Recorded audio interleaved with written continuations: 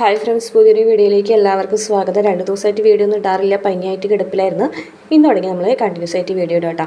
അപ്പോൾ ദർശൻ വക്കീൽ വന്ന് വേദന കാര്യങ്ങളൊക്കെ പറഞ്ഞ് മനസ്സിലാക്കുകയാണ്. അപ്പോൾ വേദനയോട് പറയുന്നുണ്ട്, ഞാൻ എന്തായാലും ഈ പറയുന്ന കാര്യങ്ങളൊന്നും വേദയ്ക്ക് പ്രത്യേകിച്ച് അറിയാത്തതൊന്നുമല്ല, കാരണം വേദയും വക്കീൽ ഭാഗം പഠിച്ചതല്ലേ. എന്തായാലും വേദ സാക്ഷി പറയുന്നതോടുകൂടിയിട്ട് വിക്രമിന് ഒരു 7 വർഷമെങ്കിലും ശിക്ഷ കിട്ടാൻ സാധ്യതയുണ്ടെന്ന് പറയുമ്പോൾ കമലാമ്മ ആകെ ഞെട്ടിത്തരിക്കുകയാണ്. എന്നിട്ട് പറയുന്നുണ്ട്, അതും സ്വന്തം ഭാര്യ തന്നെ സാക്ഷി പറയുമ്പോൾ കുറച്ച് കടുപ്പം കൂടും, അതുകൊണ്ട് 7 വർഷം എന്നുള്ളത് കൂടാനും സാധ്യതയുണ്ടെന്ന് പറയുമ്പോഴേക്കും കമലാമ്മ പെട്ടെന്ന് കൈ ഉയർത്തി, വേണ്ട വക്കീലേ, എന്നോട് ഇതിനെക്കുറിച്ചൊന്നും പറയണ്ട, എനിക്കിതൊന്നും കേൾക്കാനുള്ള ത്രാണിയില്ല എന്നൊക്കെ പറഞ്ഞിട്ട് സങ്കടപ്പെട്ട് കമലാമ്മ അവിടെ നിന്ന് പോകുകയാണ്. അപ്പോൾ ദർശനാണെന്നുണ്ടെങ്കിൽ വേദയെ വീണ്ടും പറഞ്ഞ് മനസ്സിലാക്കാണ് കേട്ടോ. വേദ, താൻ എന്ത് വിചാരിച്ചിട്ടാണ് ഇതൊക്കെ ചെയ്യാൻ കൂട്ടു നിൽക്കുന്നത്? താൻ എന്തിനാണ് ഇതിനെ ഇറങ്ങി പുറപ്പെടുന്നത്? ഇത് പറയാൻ വേണ്ടിയാണ് ദർശൻ ഇങ്ങോട്ട് വന്നത് എന്നൊക്കെ വേദ ചോദിക്കുന്നുണ്ട്. അതെ, ഇത് പറയാൻ വേണ്ടി തന്നെയാണ് ഞാൻ ഇങ്ങോട്ട് വന്നത്. എന്തായാലും ഒരുമിച്ച് ജീവിക്കാനായിട്ട് എല്ലാവരും വെറുപ്പിച്ച് ഇറങ്ങി പുറപ്പെട്ടതല്ലേ, എന്നിട്ട് പിന്നെ എന്തിനാണ് ഇങ്ങനെ ചെയ്യുന്നത് എന്ന് ചോദിക്കുകയാണേ. ഞാൻ സത്യം മാത്രമേ പറയുന്നുള്ളൂ. സത്യം മാത്രമേ പറയുന്നുള്ളൂ, സത്യം നല്ലത് തന്നെയാണ്, പക്ഷേ ജീവിതത്തെ നിലനിർത്തുന്നത് ചില നുണകൾ കൂടിയാണ്, അത് മനസ്സിലാക്കിയാൽ കൊള്ളാമെന്ന് പറഞ്ഞിട്ട് ദർശൻ വക്കീൽ പോകും കേട്ടോ. അപ്പോൾ വിനായകനെ മനസ്സിലാലോചിക്കുന്നുണ്ട്, ഈ ദർശൻ വക്കീൽ പറഞ്ഞത് എന്താ, സാക്ഷി പറയണമെന്നാണോ സാക്ഷി പറയേണ്ടെന്നാണോ, എനിക്കൊന്നും മനസ്സിലാവുന്നില്ലല്ലോ എന്നാലോചിച്ചിട്ട് വിനായകൻ അവിടെ നിന്ന് പോകും. പിന്നീട് കാണിക്കുന്നത് കമലാമ്മനെ ആണ് കേട്ടോ. രാത്രി കമലാമ്മ ഭക്ഷണമൊന്നും കഴിക്കാതെ ഇങ്ങനെ വന്ന് കരഞ്ഞുകൊണ്ടിരിക്കുകയാണ്. അപ്പോൾ മാഷ് വന്ന് ചോദിക്കും, കമലേ, നീ ഈ നേരമായിട്ട് ഭക്ഷണമൊന്നും കഴിച്ചില്ലല്ലോ, എന്താ ഭക്ഷണമൊന്നും കഴിക്കാത്തത്? എനിക്ക് ഭക്ഷണമൊന്നും ഇറങ്ങുന്നില്ല മാഷ് ഒരു കാര്യം ചെയ്യൂ, വേദയോടൊന്ന് സംസാരിക്കൂ. മാഷ് അവളുടെ കൂടെ നിൽക്കുന്നതുകൊണ്ടാണ് അവൾക്ക് ഇങ്ങനെ ധൈര്യം കിട്ടുന്നത്. മാഷ് സാക്ഷി പറയരുതെന്ന് ഒരു വാക്ക് അവളോട് പറയുമെന്ന് ചോദിക്കാൻ കേട്ടോ. അന്നേരം മാഷ് പറയുന്നുണ്ട്, വേദ കണ്ട കാര്യമില്ലേ കമലി പറയുന്നത്, അല്ലാതെ ഇല്ലാത്ത കാര്യമൊന്നുമില്ലല്ലോ പറയുന്നതെന്ന് പറയുകയാണേ. നിൻ്റെ മകൻ ഒരാളെ റോട്ടിലിട്ട് തല്ലിച്ചതയ്ക്കുന്നത് കണ്ടു, അതവൾ സാക്ഷിയായി പറയുന്നത്, അവൾ സത്യമല്ലേ പറയുന്നത്? പക്ഷേ മാഷേ, അതെന്തായാലും അവനൊരു കാരണമില്ലാതെ അങ്ങനെ ചെയ്യൂല, എൻ്റെ മോനൊരു കാരണമില്ലാതെ അങ്ങനെ ചെയ്യൂല, അതുകൊണ്ട് അവൾ അങ്ങനെ പറയാൻ പാടില്ല. മാഷ് അവളൊന്ന് പറഞ്ഞ് മനസ്സിലാക്കിയില്ല, ഞാനതിനെക്കുറിച്ച് പറയൂല എന്ന് പറയുമ്പോൾ മാഷക്ക് അല്ലെങ്കിൽ മക്കളെക്കുറിച്ച് ആലോചിച്ച് ടെൻഷനോ വിഷമമൊന്നും ഇല്ലല്ലോ എന്നൊക്കെ പറഞ്ഞിട്ട് മാഷെ കുറ്റപ്പെടുത്താണ്. അതിനുശേഷം ശ്രീജ വിശ്വൻ്റെ അടുത്ത് വന്ന് പറയാണ്, ഞാനൊരു വഴിപാട് നേർന്നിട്ടുണ്ട് വിശ്വേട്ടാ, ജയിലിൽ നിന്ന് വന്നിട്ട് വിശ്വേട്ടൻ നമുക്ക് 2 പേർക്കും കൂടെ പോയിട്ട് ഈ ഒരു വഴിപാട് ചെയ്യാം, അല്ലാതെ ഞാൻ എന്ത് ചെയ്യാനാണ്? അപ്പോൾ വിശ്വൻ പറഞ്ഞു, ഞാനും വിക്രമിനെ കുറിച്ച് തന്നെ ആലോചിച്ചുകൊണ്ടിരിക്കുന്നത്. എന്തായാലും ഒരു ജീവിതത്തിൻ്റെ നല്ല ഭാഗവും ജയിലിൽ കിടന്ന് കളഞ്ഞതാ, ഇനി വീണ്ടും അവിടേക്ക് തന്നെ പോകാൻ വെച്ചാൽ എനിക്കത് ചിന്തിക്കാനും കൂടെ പറ്റുന്നില്ല എന്നൊക്കെ വിശ്വം പറയും. അപ്പോൾ എന്തായാലും വേദ ഈ ചെയ്യുന്നത് ശരിയായിട്ട് എനിക്ക് തോന്നുന്നില്ല, ഈ വീട്ടിലെല്ലാ സപ്പോർട്ടും അവൾക്ക് കൊടുത്തത് അമ്മയല്ലേ, അമ്മയുടെ വാക്ക് പോലും കേൾക്കാതെ. അപ്പോൾ ശ്രീജ പറയുന്നുണ്ട്, എനിക്ക് എന്തോ വേദയെ കുറ്റപ്പെടുത്താൻ കഴിയുന്നില്ല ഈ ഒരു കാര്യത്തിൽ, അവൾ ചെയ്യുന്നത് എന്തോ ശരിയുണ്ടെന്ന് എനിക്ക് തോന്നുന്നുണ്ടെന്നൊക്കെ വേദയല്ല ശ്രീജ പറയാൻ കേട്ടോ. വേദ ഈ സമയത്ത് ഇങ്ങനെ ഓരോന്ന് ആലോചിച്ച് ടെൻഷൻ അടിച്ച് എന്നെ വിക്രമിൻ്റെ റൂമിലിരിക്കുകയാണ്. അപ്പോൾ മുത്തശ്ശിയും അമ്മയും കൂടെ വിളിക്കുകയാണ്. അപ്പോൾ ഫോൺ എടുത്തിട്ട് വേദ ചോദിക്കുക, എന്താ മുത്തശ്ശി, എന്താ വിളിച്ചതെന്ന് ചോദിക്കുമ്പോൾ, മോളെ വേദേ, നീ എന്തൊക്കെയായി ചെയ്യുന്നത്, നീ എന്താണ് ചെയ്യുന്നത് നിനക്ക് നല്ല ബോധ്യമുണ്ടോ എന്നൊക്കെ ചോദിക്കാനായിട്ട്, എന്താ മുത്തശ്ശി, എന്താ കാര്യം എന്ന് നിനക്കറിയില്ലേ?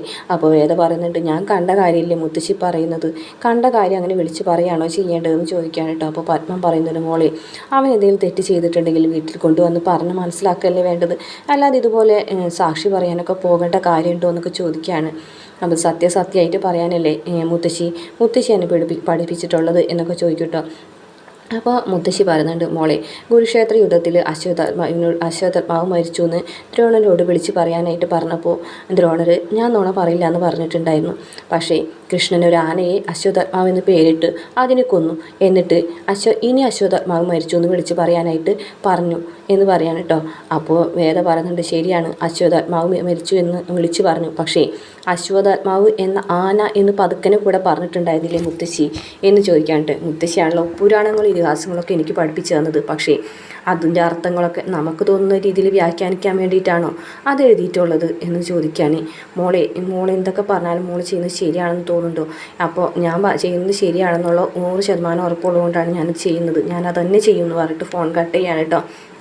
പിന്നീട് കമലാമ്മനോട് മാഷ് വന്നിട്ട് ഇങ്ങനെ സംസാരിക്കുകയാണ് കേട്ടോ. നീ ഇങ്ങനെ വെറുതെ ആലോചിച്ച് ഇന്ന് ടെൻഷൻ അടിച്ചിട്ട് കാര്യമില്ല. നീ എത്ര കാലമായി അവൻ്റെ കാര്യം ആലോചിച്ച് ടെൻഷൻ അടിക്കാൻ നിൽക്കുന്നു? എത്ര കാലമായി നീ അവന് വേണ്ടി ഒരുങ്ങുന്നത്? അതിൻ്റെ പകുതിയെങ്കിലും സ്നേഹം നിനക്ക് അവൻ തിരിച്ചു തന്നിട്ടുണ്ടോ എന്ന് ചോദിക്കുകയാണ്. അപ്പോൾ മാഷിനോട് കമലാമ്മ പറയുകയാണ്, ഞാനതിനൊന്നും കണക്ക് വെച്ചിട്ടില്ല. അമ്മമാർക്ക് അങ്ങനെ മക്കളുടെ കാര്യത്തെക്കുറിച്ച് കണക്ക് വയ്ക്കാൻ പറ്റില്ല. പക്ഷേ അച്ഛന്മാർ വയ്ക്കും. അച്ഛന്മാർ കണക്ക് സൂക്ഷിക്കുകയും ചെയ്യും, അത് ചോദിക്കുകയും ചെയ്യും എന്നൊക്കെ പറയാണ്. ആ ശരിയാണ്, നീ പറഞ്ഞത് ശരിയാണ്. അച്ഛന്മാർ കണക്ക് വയ്ക്കുകയും കണക്ക് സൂക്ഷിക്കുകയും കണക്ക് ചോദിക്കുകയൊക്കെ ചെയ്യും. വേദ ഈ വീട്ടിൽ വന്ന് കയറിയപ്പോൾ ഞാൻ പറഞ്ഞില്ലേ വേദന ഈ വീട്ടിൽ കയറ്റണ്ടെന്ന്. അതെന്തുകൊണ്ടാണ്? എന്നെപ്പോലെ ഒരു അച്ഛൻ അവൾക്കുണ്ട്. അവളെ ഓർത്ത് ആ അച്ഛന് ഒരുങ്ങുന്നുണ്ടാവും. അതുകൊണ്ടാണ് ഞാൻ അങ്ങനെ പറഞ്ഞത്. എന്നിട്ട് നീ അവളവിടെ കയറ്റി. ഇതുപോലെ ആ പയ്യൻ്റെ അമ്മയും ഇതുപോലെ ഇവിടുന്ന് ഒരുങ്ങുന്നുണ്ടാവില്ലേ? അതിനെക്കുറിച്ച് നീ ആലോചിച്ചോന്ന് ചോദിക്കുമ്പോൾ ഇല്ലേ, ലോകത്തിലുള്ള എല്ലാവരെക്കുറിച്ച് ആലോചിച്ച് ജീവിക്കാനായിട്ട് നമുക്ക് പറ്റില്ല. ഞാൻ അവരെക്കുറിച്ച് ആലോചിക്കുന്നില്ല. എനിക്ക് അവരെക്കുറിച്ച് ആലോചിക്കേണ്ട കാര്യമില്ല. എനിക്ക് എൻ്റെ മകനെക്കുറിച്ച് മാത്രം ആലോചിച്ചാൽ മതി. അവനങ്ങനെ ചെയ്തിട്ടുണ്ടെങ്കിൽ അതിലൊരു ന്യായം ഉണ്ടാവുമെന്ന് എനിക്കറിയാം.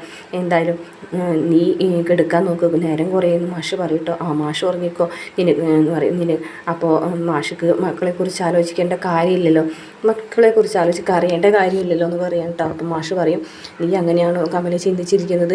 ഈ 3 മക്കളിൽ ഏറ്റവും കൂടുതൽ ഞാൻ സ്നേഹിച്ചത് ആരെയാണ്? 3 മക്കളിൽ ഞാൻ ഏറ്റവും കൂടുതൽ കൊണ്ടു നടന്നത് ആരെയാണ്? 3 മക്കളിൽ ഞാൻ ഏറ്റവും കൂടുതൽ തോളിലിട്ട് ഉറക്കിയിട്ടുള്ളത് ആരാണ് എന്ന് നിനക്ക് നന്നായിട്ട് അറിയാലോ. ആ നീ തന്നെയാണോ ഇത് പറയുന്നത്? നിനക്ക് കരഞ്ഞ് തളർന്ന് ഉറങ്ങാനെങ്കിലും കഴിയും, പക്ഷേ എനിക്കത് കഴിയില്ല. ഞാൻ അവരെക്കുറിച്ച് ആലോചിച്ച് കരഞ്ഞിട്ടില്ല എന്ന് മാത്രം നീ പറയരുത്. പക്ഷേ ആ കരച്ചിൽ ഒച്ചയുണ്ടായിരുന്നില്ല കമല എന്ന് പറഞ്ഞിട്ട് മാഷ് അവിടെ നിന്ന് പോട്ടോ. കേട്ട് കമലാമ്മയ്ക്ക് ആകെ സങ്കടം വരികയാണ്. പിന്നീട് വേദയും ആലോചിച്ച് കിടന്നുറങ്ങുകയാണ്.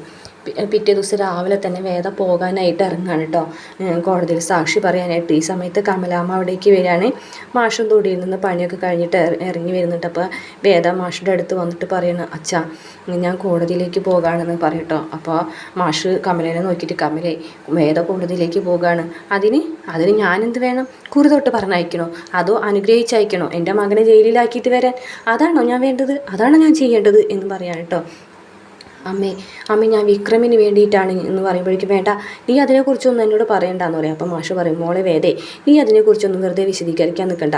മനസ്സിലാക്കേണ്ട ആൾക്കാർ മനസ്സിലാക്കേണ്ട സമയത്ത് മനസ്സിലാക്കിക്കോളും എന്നൊക്കെ അച്ഛൻ പറയും. നീ നിനക്ക് എന്താണ് തോന്നുന്നത് അതുപോലെ ചെയ്യ് എന്ന് പറഞ്ഞിട്ട് ഇങ്ങനെ പറയാൻ കേട്ടോ. അപ്പോൾ കമലാമ്മ പറയും, അത് ഈ വാസവൻ എന്ന് പറഞ്ഞ ആളുടെ മകനെക്കുറിച്ച് ഞാനും കുറേയൊക്കെ അന്വേഷിച്ചു. ഒരാൾക്ക് പോലും അവനെക്കുറിച്ച് നല്ലത് പറയാനില്ല.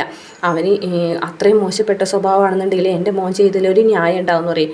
അപ്പോൾ മാഷ് പറയും, അവൻ അങ്ങനെ ന്യായം ചെയ്തതാണെങ്കിലേ അവനൊരു നീതിന്യായ ഉദ്യോഗസ്ഥനായി മാറണമായിരുന്നു.